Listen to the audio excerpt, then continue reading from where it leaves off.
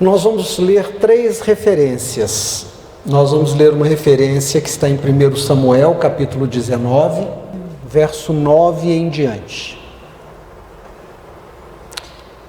Porém, o espírito mau da parte do Senhor se tornou sobre Saul, estando ele assentado em sua casa, e tendo na mão a sua lança, e tangendo Davi com a mão um instrumento de música, e procurava Saul encravar a Davi na parede. Porém, ele se desviou diante de Saul, o qual feriu com lança a parede. Então fugiu Davi e escapou naquela mesma noite. Porém, Saul mandou mensageiros à casa de Davi, que o guardassem e o matassem pela manhã. Do que Mical, sua filha, avisou a Davi, dizendo: se não salvares a tua vida esta noite, amanhã te matarão. Então Mical desceu a Davi por uma janela, e ele se foi, fugiu e escapou. E Mical tomou uma estátua e a deitou na cama, e pôs à cabeceira de uma pele de cabra, e a cobriu com uma coberta. E mandando Saul mensageiros que trouxessem a Davi, ela disse: está doente. Então Saul mandou mensageiros que vissem Davi, dizendo: trazei-mo mesmo na cama, para que eu o mate. Vindo, pois, os mensageiros, eis que estava a estátua na cama e a pele de cabra à sua cabeceira. Então disse Saul a Mical: por que assim me enganastes, minha filha, e deixastes ir escapar o meu inimigo? Disse Mical a Saul: porque ele me disse: deixa-me ir, porque hei eu de te matar? Assim fugiu Davi e escapou. Amém. Agora abra sua Bíblia, por favor, em Jó capítulo 1, verso 6.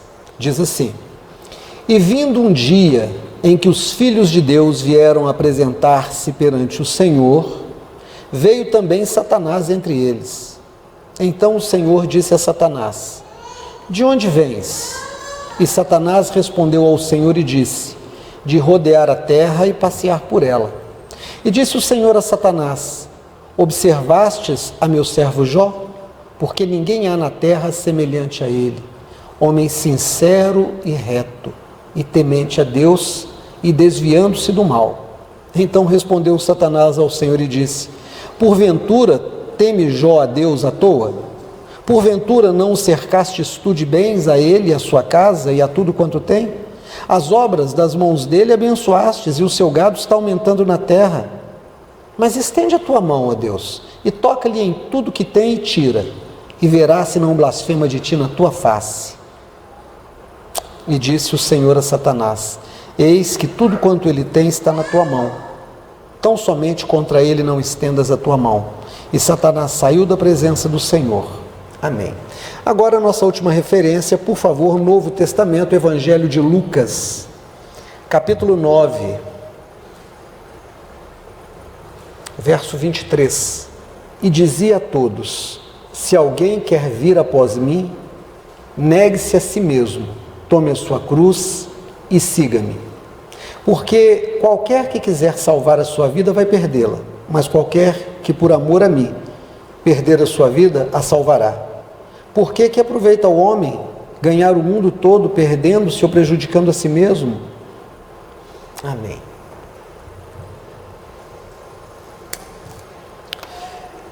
Irmãos e irmãs, nós lemos 3 textos, 2 do Velho Testamento e 1 do Novo Testamento, como eu gosto de fazer.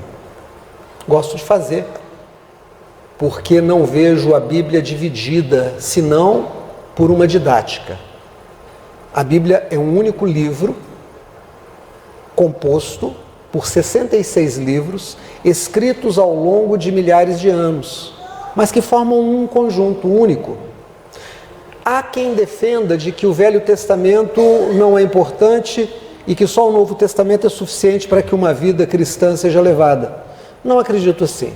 O Velho Testamento, ele se junta ao Novo Testamento e nos dá um caminho. Nós vimos 2 textos no Velho Testamento. O primeiro, uma história interessante de Davi. Davi era um menino pobre, cuidava de animais, sendo o mais novo, Restava para ele os trabalhos mais difíceis. Seus irmãos mais velhos haviam sido arregimentados, estavam no exército. Havia uma luta com os filisteus, eles estavam no campo de batalha. Davi um dia vai lá, acaba sendo desafiado por um gigante junto com o exército, desce. Aquele gigante é abatido por uma única pedra que ele joga com uma funda, o gigante cai, e a partir daquele momento Saul é obrigado a cumprir uma promessa que havia feito a todo o exército. Quem descer e vencer o gigante vai casar com Mical, minha filha, vai se tornar genro do rei, príncipe em Israel, porque quem casa com o príncipe, com a princesa, ocupa um lugar de príncipe. Vai receber um comando de general, porque vai ter provado o seu valor. Davi se torna general. Junto com isso, ele ganhou uma soma de dinheiro, ficou muito rico. A família dele foi isenta de impostos, porque era essa a promessa.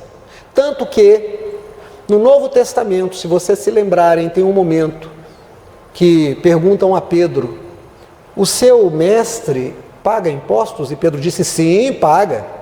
E aí Pedro ficou apertado, porque Jesus não estava pagando impostos para caminhar na terra. E quando Pedro chega para falar com Jesus, Jesus diz: Pedro, me diz uma coisa, quem tem que pagar imposto, o estrangeiro ou o filho? E ele disse: o estrangeiro, mestre. Ele falou: pois é, eu não tenho que pagar. Mas vai, joga a sua linha, pega o peixe, dentro da boca do peixe vai ter um estáter, você vai pagar por mim e por ti. Por que Jesus não pagava imposto? Porque Jesus é descendente de Davi e essa era uma condição especial que toda a família de Davi ganhou, não pagar impostos, porque Davi havia vencido o gigante. Olha como é que o Velho e o Novo Testamento se juntam. Então Davi é rico, Davi é aquele que ocupa um lugar de príncipe, Davi vive bem com Mical, Davi passou a ser admirado por todo Israel, porque Deus começou a entregar as batalhas na mão de Davi. Toda batalha que Davi estava comandando era vitoriosa, e as meninas, que se apaixonavam pelos heróis de Israel cantavam: Saul matou os seus milhares. Mas depois que Deus começa a entregar vitórias a Davi, elas começam a cantar: Saul matou os seus milhares, mas Davi matou seus 10 milhares. E aquilo começou a dar um ciúme no coração de Saul.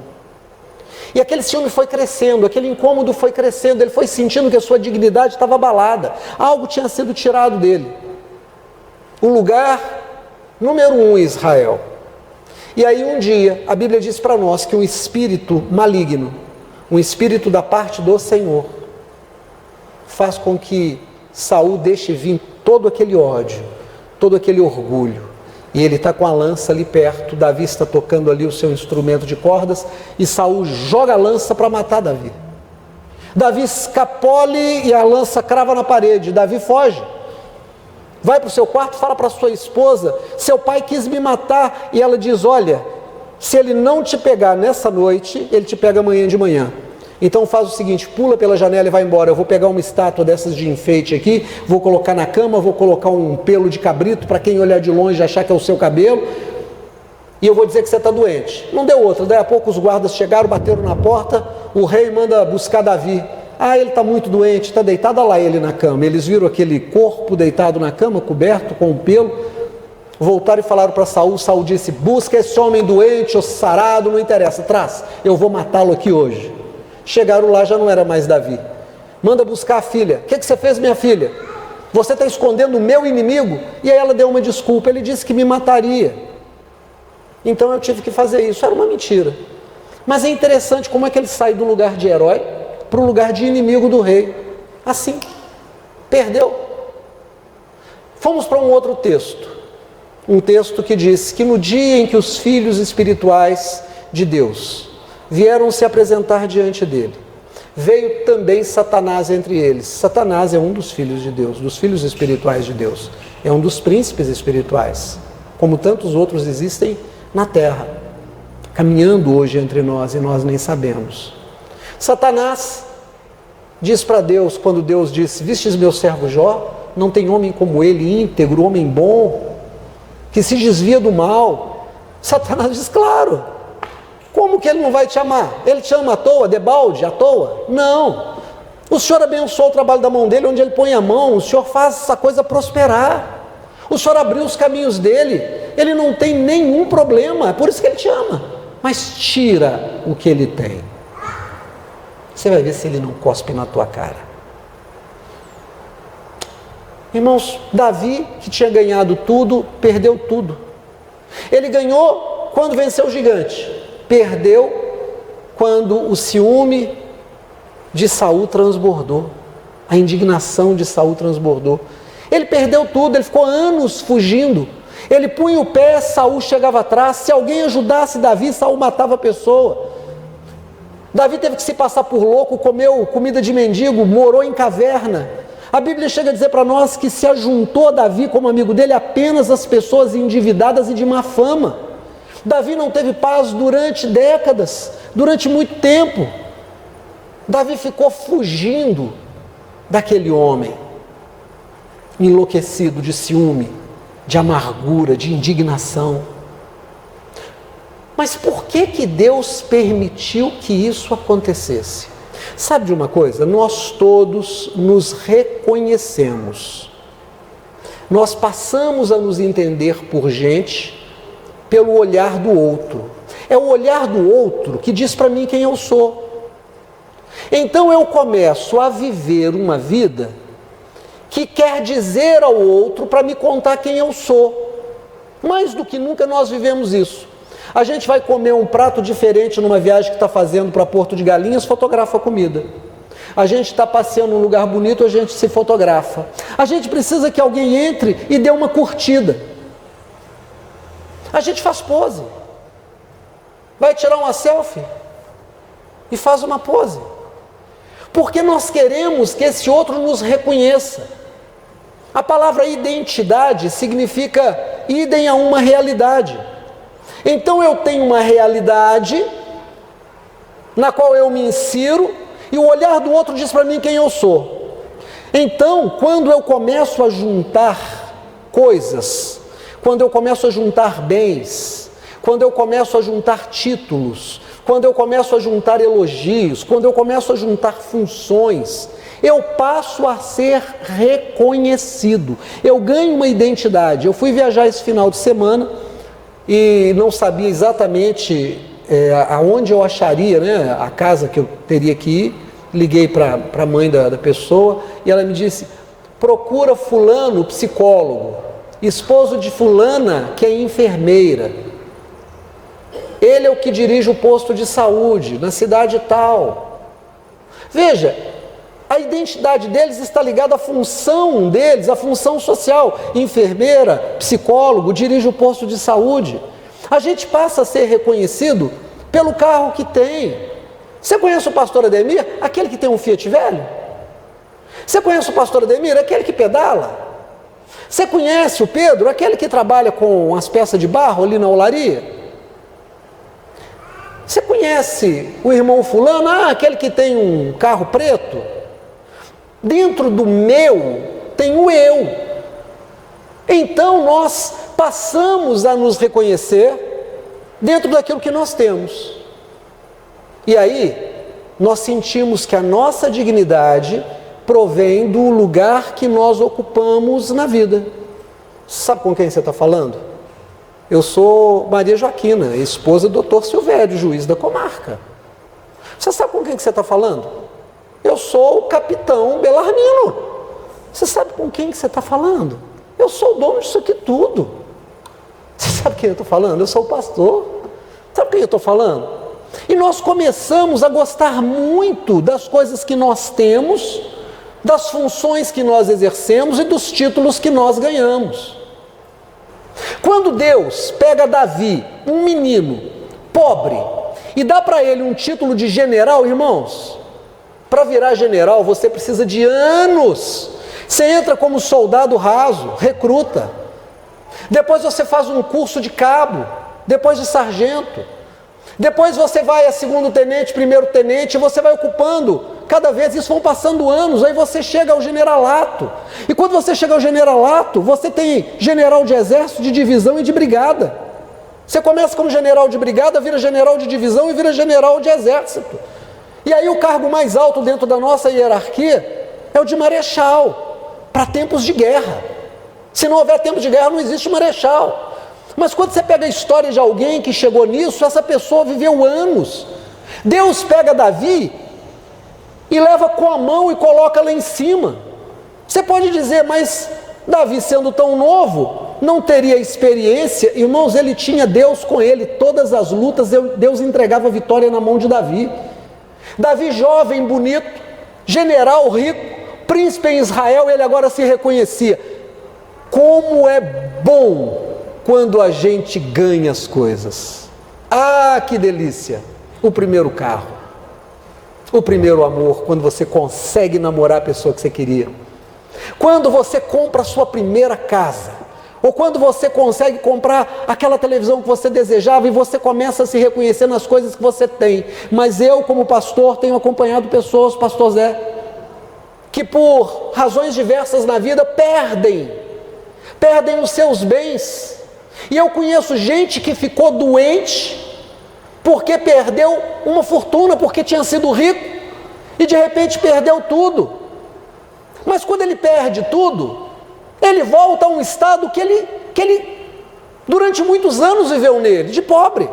Mas a pessoa nunca mais, ela se reconhece, ela fica doente, aparece o câncer, a pessoa fica maluca, começa a desmaiar, começa a ter tiques nervosos, tem surtos, porque ela se apega. Eu não sou ninguém sem a minha empresa, eu não sou ninguém sem o meu título, eu não sou ninguém sem o meu posto, eu não sou ninguém sem... Isso diz para mim quem eu sou. Mas sabe, Deus vai provar Davi e diz, eu te dei, mulher, Mical, Saul vai te tomar e vai entregar para outro, ela vai ser mulher de outro. Eu vou tirar todo o seu dinheiro, Saul vai confiscar tudo. Eu vou tirar o seu posto, você não vai ter mais o posto de general. Eu vou tirar a sua vida no castelo. Em Israel, quem te ajudar, aquelas meninas que suspiravam por você vão ser proibidas de falar seu nome, porque se falar seu nome, Saul corta a língua. De repente Davi não sabe mais quem ele é. Não, Davi sempre continuou sabendo quem ele era. Sabe por quê? Porque Davi nos faz uma confissão. Ele disse, eu sou pobre e miserável e necessitado, diz algumas tradições, mas o Senhor cuida de mim. Davi nunca se viu como general, Davi nunca se reconheceu como genro do rei, Saul nunca se reconheceu como rico. Davi sempre disse, eu sou alguém que depende do Senhor, eu ainda sou aquele menino, sentado numa montanha à noite, cantando salmos ao Senhor e louvando a Deus. Davi nunca teve uma crise de identidade, ele nunca se sentiu indignado, ele nunca sentiu que a dignidade dele saiu porque dele foi tirado alguma coisa. Veja, eu disse uma coisa aqui na igreja, que quando eu falei, pastora Beth arregalou os dois olhos e olhou para mim assim com aquele medo, numa escola dominical. Eu falei, o maior psicólogo que já pisou nessa terra é o diabo. Pastora Beth, que é psicóloga, olhou para mim e ficou apavorado. Eu disse, eu vou explicar por quê. Porque a Bíblia disse que não há ninguém mais sábio do que ele, nem Daniel foi mais sábio do que ele. E ele vira para Deus, conhecedor da natureza humana, e diz para Deus assim, Jó te adora à toa? O Senhor não tem dado para o Jó todas as coisas? O Senhor não deu para o Jó o melhor? Onde ele põe a mão, o Senhor não abençoa? É por isso que ele te ama tanto. O Senhor deu para ele fortuna, o Senhor deu para ele filhos, o Senhor deu para ele esposa, o Senhor deu para ele a honra entre as pessoas da cidade. Mas tira tudo isso dele, irmãos. Aquele Deus que dá é o Deus que tira. 1 Samuel é um livro, 1 Samuel capítulo 2, no Cântico de Ana, Ana diz, o Senhor dá e o Senhor tira.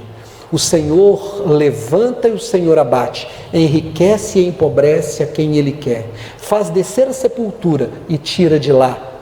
Deus é o autor de tudo que acontece na nossa vida. Quem veio à escola dominical hoje, não é, pastora Beth, viu em Efésios capítulo 5, verso 1, que a orientação diz para nós assim, que nós devemos imitar a Deus como filhos de Deus que somos. O final do verso 4 diz, agradecendo a Deus por tudo.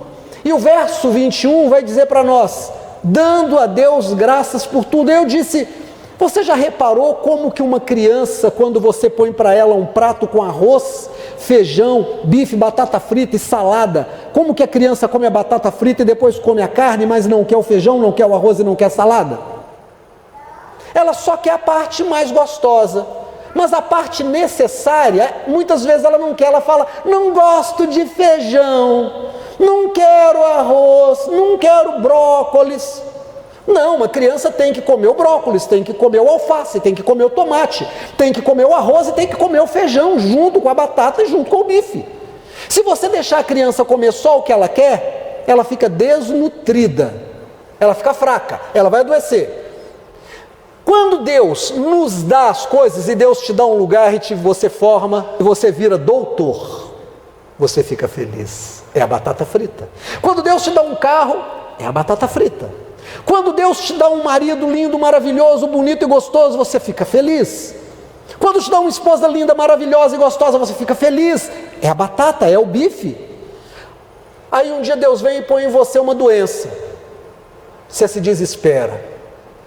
Deus, por quê?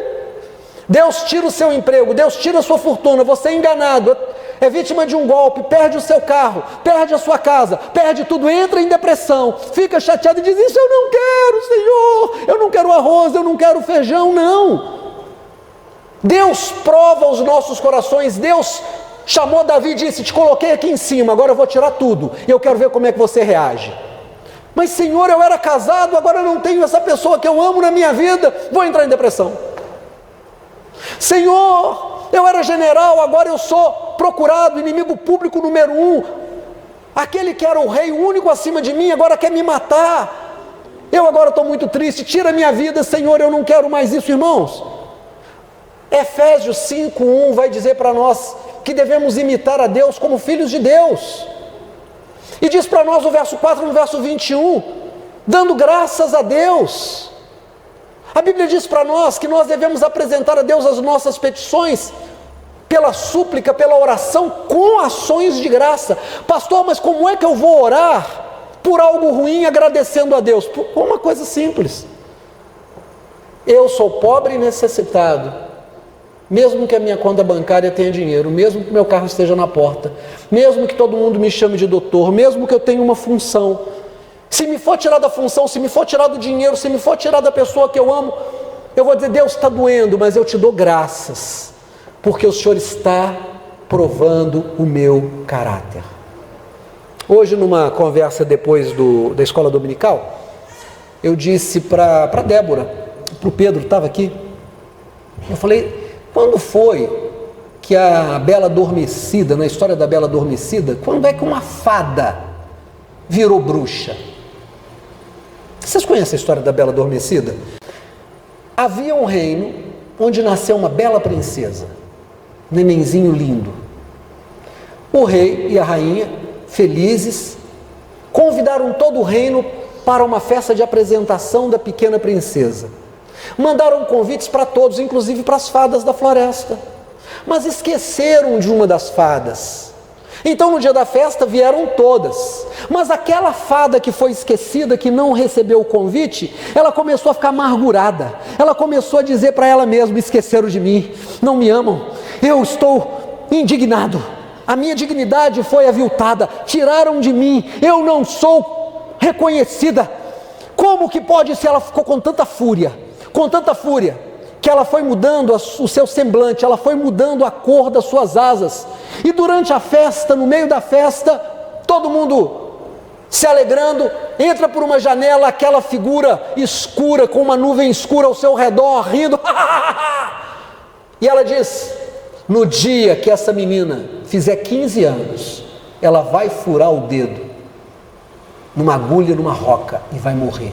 O rei e a rainha ficaram desesperados, dizendo, por que você está fazendo isso? Porque eu estou indignado. Irmãos, o sentimento de indignidade transforma a fada em bruxa, transforma o servo de Deus em inimigo de Deus, transformou o anjo formoso em diabo e Satanás. O que é a dignidade? Dignidade é o valor de que eu me vejo investido. É aquilo que diz para mim quem eu sou, é aquilo que é a minha realidade, é aquilo no que eu me reconheço. Davi diz, eu sou pobre e necessitado, mas o Senhor tem cuidado de mim. Davi olhava para si e dizia: eu preciso de Deus para abrir os olhos de manhã, eu preciso de Deus para fazer cocô, para que o meu intestino funcione, eu preciso de Deus para que meus rins filtrem o meu sangue para eu fazer xixi, eu preciso de Deus para que eu possa pôr um passo na frente do outro, eu preciso de Deus para comer, eu preciso de Deus para respirar. Ele olhava para Deus e dizia: eu sou servo de Deus, o que me dá dignidade é servir a Deus.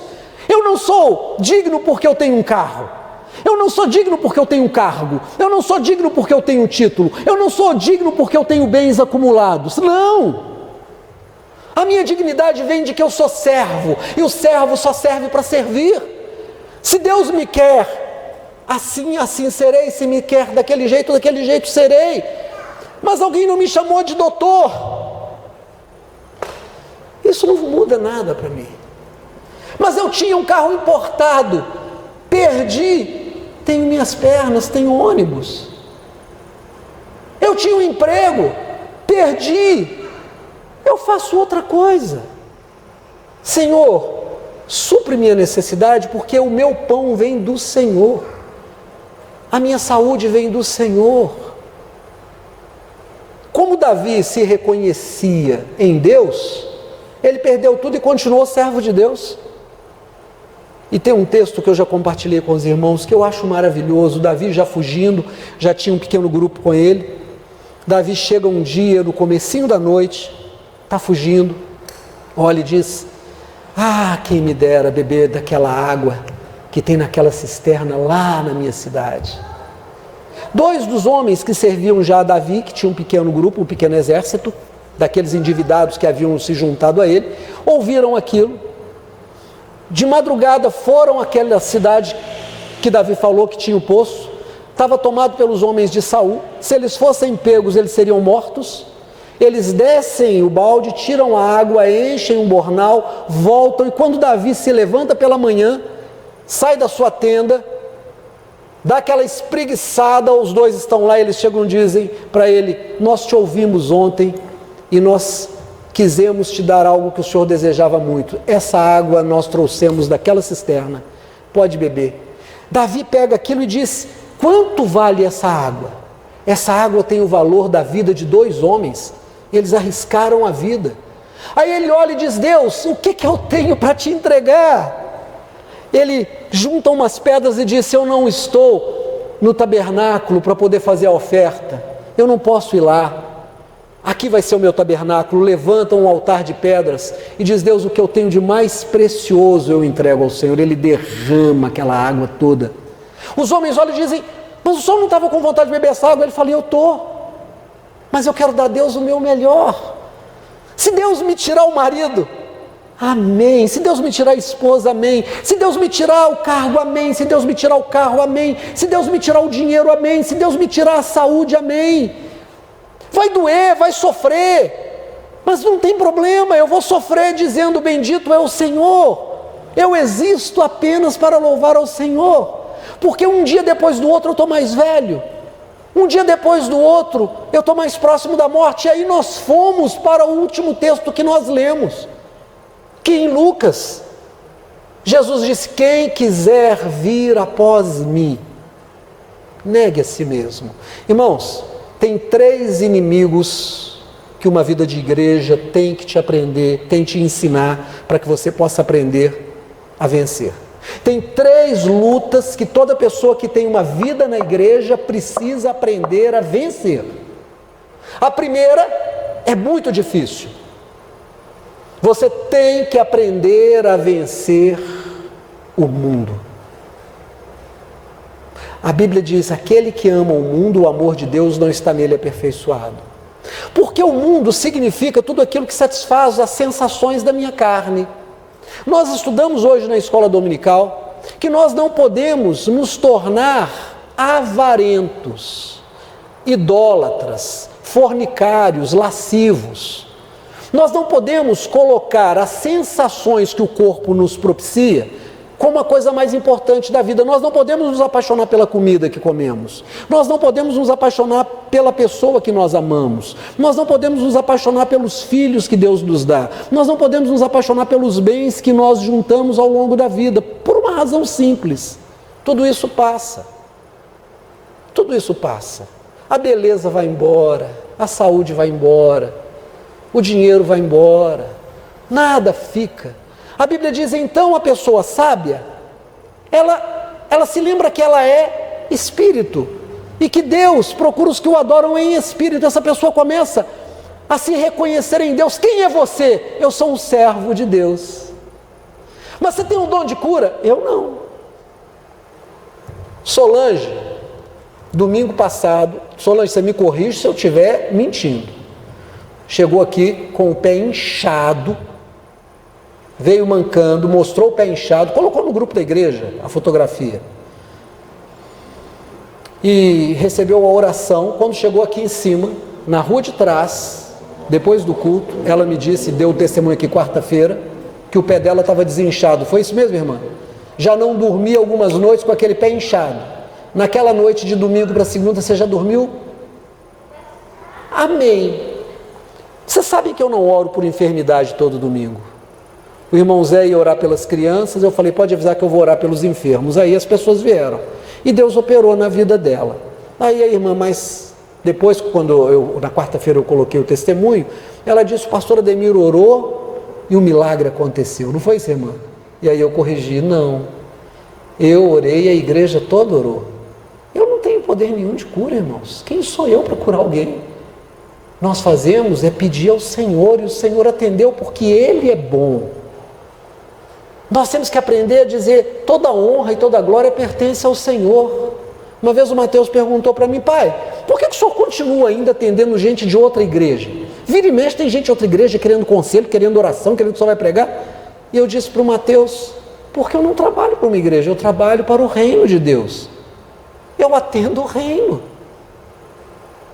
Mas você é pastor? Hoje eu estou pastor. Amanhã eu posso não estar. Vou continuar falando de Jesus do jeito que eu conheço. Sempre fiz isso. Quando você me conheceu, não é? Foi eu que te batizei? Ou foi o pastor Eustáquio? Foi eu que te batizei? Foi, mas tem muitos anos. Tem uns 30 anos ou mais. 35? Uns 34, 35 anos que eu batizei essa moça. Ela custou a achar a igreja e veio nos visitar hoje. Eu tinha uma igreja grande. Sabe onde que a gente reunia para pregar? No corredor da casa da irmã dela. E pregava com o mesmo amor, e a gente fazia a obra do mesmo jeito. Jesus disse, você quer me seguir? Toma sua cruz. A sua cruz é onde Ele vai crucificar tudo que é caro para você. Tudo aquilo em que você se reconhece. Tudo aquilo em que você diz, eu sou isso. Jesus vai tirar isso de você. Ele vai cravar isso na cruz e vai dizer, você vai me seguir? Ah, Senhor, mas a minha fortuna, eu era tão rico, eu vou ficar doente, eu não vou seguir. Jesus disse, você não é digno de mim. Ah, Senhor, eu tinha esposa, ela foi embora, casou com pasteleiro. Sim, mas você tem Jesus na sua vida. Ah, mas meu marido morreu. Você vai ficar sem servir a Jesus por isso? Você também vai morrer. Aquele que quiser vir após mim, Jesus vai nos dizer com uma simplicidade tão grande, Ele diz, se alguém quer vir após mim, negue-se a si mesmo e tome a cada dia a sua cruz e me siga. 3 coisas, negue a si mesmo, negue a si mesmo, não se deixe perder a dignidade, não se transforme na bruxa. Aquela fada, ela lança um feitiço na pequena menina que está ali, diz, quando ela furar o dedo ela vai morrer. As outras fadas dizem para o rei que está desesperado e para a rainha, nós não podemos anular o feitiço, mas nós podemos mudar. Ela vai dormir eternamente, a não ser que um beijo de amor a desperte. Por isso é chamada a história da Bela Adormecida. Ela era bonita, com 15 anos ela fura o dedo, ela e o reino todo dormem, o mato cresce, mas um dia aparece um príncipe valente que enfrenta os terrores que essa bruxa, agora antiga fada, virou bruxa, porque se sentiu indignada, a dignidade dela estava em que os outros a achassem bonita, a achassem importante, achassem que ela fosse uma fada. Ela não era uma fada de verdade, ela era uma fada fake, porque ela sempre foi bruxa. A dignidade dela era aquilo que ela perdeu. e não a essência dela. Aí, irmãos, o príncipe luta com tudo, dá um beijo nela e vocês sabem da história. Jesus está dizendo, negue a você mesmo. Eu estou tirando, eu vou mexer nas coisas, eu vou mexer no seu casamento, eu vou mexer na sua saúde, eu vou mexer no seu emprego, eu vou mexer no jeito que as pessoas te veem, para saber o que vai no seu coração. Se você vai tomar a sua cruz e vai dizer, está difícil, mas eu vou levar minha cruz. E se você vai seguir Jesus, Senhor, onde quer que fores, irei. Onde mandares deitar, deitarei eu. Sabe aquela coisa da Ruth, falar para a sogra dela? Aquilo é uma referência à alma com Jesus. Onde fores, irei eu. O teu povo será o meu povo. Onde pousares, também eu vou pousar. Onde o Senhor estiver, eu vou estar feliz. Pastor Ademir, mas e se o senhor amanhã aparecer com um câncer? Irmãos, eu vou ficar muito chateado, mas eu vou louvar a Deus por ele. Eu vou dizer, Deus, o que o senhor vai me ensinar com esse câncer? O que o senhor está trabalhando na minha vida? Mas e se o senhor perder tudo? Eu vou entregar e vou dizer, Deus, eu nunca tive nada. Eu nasci pelado, careca, banguelo, e é assim que eu vou voltar. A minha honra, a minha glória, a minha dignidade estão em que eu posso te chamar de meu Deus. Eu fecho os meus olhos e eu estou na tua presença. Eu choro, eu sei que o Senhor colhe a minha lágrima. Eu falo, eu sei que o Senhor me ouve. E quando eu não sei o caminho que eu tenho que tomar, eu estendo a minha mão.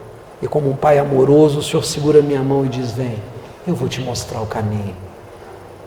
Quem quiser me seguir, negue a si mesmo. Tome a sua cruz e siga-me. E aí Jesus completa dizendo, porque qualquer que quiser salvar a sua vida vai perdê-la. Mas qualquer que por amor de mim perder a sua vida salvará. Engraçado isso, né? Aquilo que é mais caro para nós é o que Deus vai tocar. Ele vai dizer, você vai ficar preso a isso que eu vou tirar de você? E o diabo disse, vai, ele vai jogar na tua cara, ela vai jogar na tua cara. E Deus vai dizer, mas eu espero mais de você. Eu espero muito mais de você. Fique de pé em nome do Senhor Jesus.